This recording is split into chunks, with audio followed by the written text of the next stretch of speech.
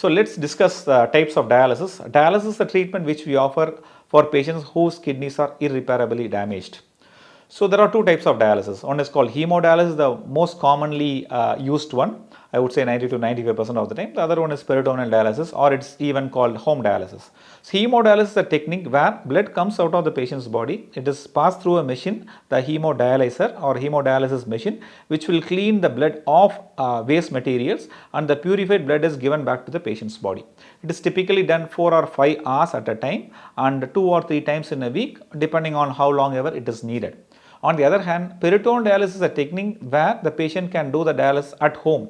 He need not have to go to the hospital, so that is why it's called even it's called as a home dialysis, where we put a sort of a rubber tube permanently inside the patient's belly, and a part of the tube stays outside.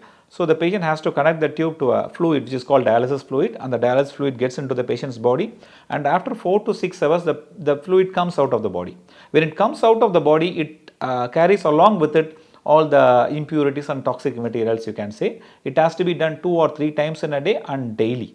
So the advantage of peritoneal dialysis is that it can be done at home. The patient need not have to visit the hospital 2 or 3 times in a week. There is no need to put a needle, there is no need for the blood to come out. Everything can be done by the patient himself or herself. On the other hand, hemodialysis is done at least 2 or 3 times in a week, where the patient has to go to the hospital and do it there. The advantage of each has its own positives and negatives. So both are absolutely comparable. We cannot say one is better than the other. So the patient who needs dialysis, they have to talk to their doctor. They have to understand the plus and minus of both. Then they have to take a decision as to what do they want to do. Thank you.